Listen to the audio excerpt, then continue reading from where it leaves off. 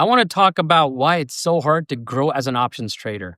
I've learned this from managing thousands of trades across bull markets, crashes, earning events, IV crushes, you name it. And here's my plan for you. I'm going to walk you through why this feels so difficult, using examples from two traders I mentor who are both stuck, staring at decisions that would define whether they break through or flatline. Then I'll give you the exact mental framework I use to make hard trading decisions when everything feels like a coin flip. So let's start with a simple idea that's incredibly uncomfortable. The speed of your progress in trading is directly tied to how fast you can make clear decisions. And the speed of your decisions, that depends on how clearly you think. If you can think clearly, you'll choose clearly. If you choose clearly, you'll execute with speed. And when you execute with speed in trading, you scale. Most traders don't lose because of bad strategies. They lose because they sit frozen for a week, a month, hell, even a year, not knowing whether to hold, close, roll, hedge, double down, or walk away. Let me give you an example. One of my students had been trading credit spreads on SPY for 6 months. He had a 75% win rate, solid, but his P&L was break even. Why? Because the 25% that lost, he let them go to max loss every time. He knew he should manage earlier, knew he could roll or hedge, knew he should position smaller. But the decision in front of him wasn't about good and bad. It was between bad and worse. Do I cut my losses and feel like a failure? Or do I hold and hope, risking max loss and feeling like an idiot later? Most traders stay right there, stuck. And 3 years later, they're still stuck, still hoping instead of managing, because making the hard decisions feels like pain today. But what they don't realize is that not deciding is also a decision. And that one, staying stuck, costs the most. Here's the big idea. You've already made all the easy decisions in trading. You opened a brokerage account, you learned the Greeks, you tried your first few trades. Those were easy, low risk, low discomfort. What's left now are the hard trades, the ones where there are real trade-offs, where no matter what you pick, you're giving something up. And most traders just avoid those. So let's go back to that student. He wanted to switch to trading the wheel on high-quality stocks. Why? Because he realized the credit spreads he was trading were stressful and the risk-reward wasn't matching his personality. But here was the problem.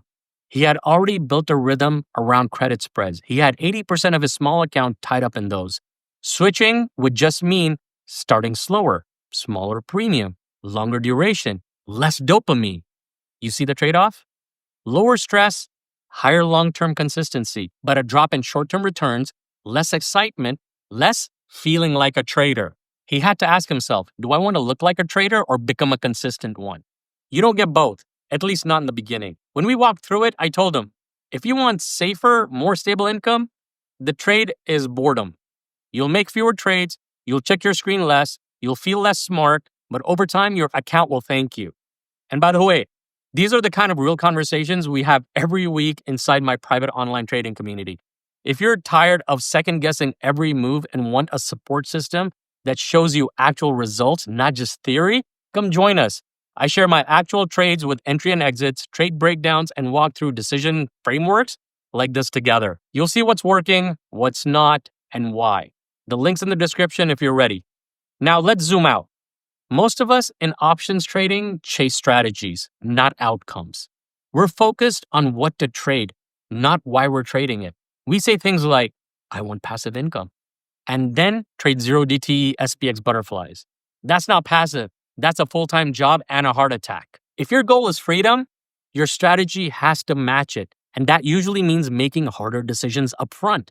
Maybe that means not chasing earnings trades for quick hits. Maybe that means selling longer-dated puts on dividend-paying large caps. Maybe that means accepting less premium, but with far more consistency. Let me give you another example. One trader that I worked with had $100,000 and wanted to generate $2,000 a month in income. That's a 2% monthly goal. He started out selling weekly puts on volatile tech stocks.